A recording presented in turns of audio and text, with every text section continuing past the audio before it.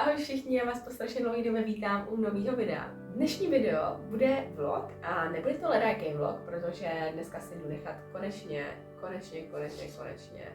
propíchnout nos. Já už si nos chci nechat propíchnout strašně dlouho, jakože třeba reálně 2 roky.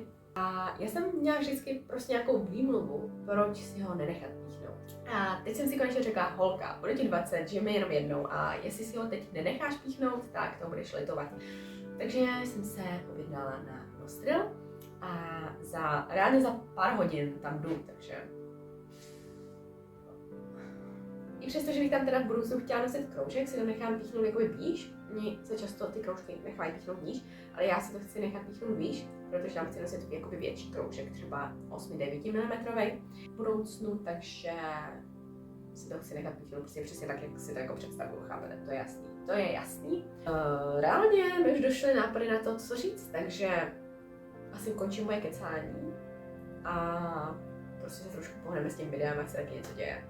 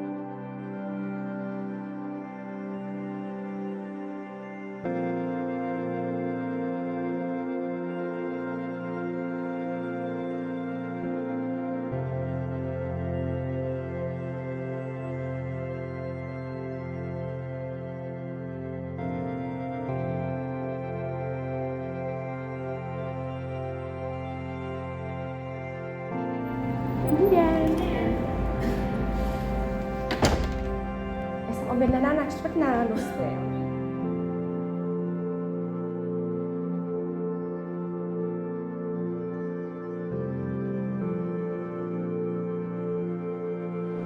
Ahoj, já jsem Péťa z budoucnosti, no a dneska je to přesně týden od toho, co jsem byla na tom piercingu, takže si myslím, že je úplně ideální čas dát vám update, jak se mi piercing hodí. Zatím jsem naštěstí s piercingem neměla vůbec žádný problémy. Nos nemám červený ani nateklej a vlastně mě ani nějak extra nebolí.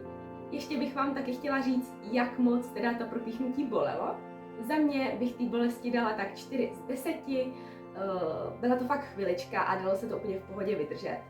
Maličko horší bylo to protažení šperků, tomu bych dala tak, nevím, 5 z 10, jako taky to byla chvilička, ale tak zvláštně to tlačilo, takže to bylo takový maličko nepříjemný, ale zase dá se to úplně v pohodě vydržet a potom ten piercing máte na pořád, takže se to vyplatí. Piercing teda čistím 2 až 3krát denně solným roztokem a ještě jsem si na obličej koupila speciální mýdlo, který je určený pro úplně malý miminka, protože je vlastně úplně bez parfemace a je hypoalergenní. Takže tohle je všechno, co já pro vás dneska mám. Doufám, že se vám video líbilo. No a uvidíme se u nějakého dalšího. Čau!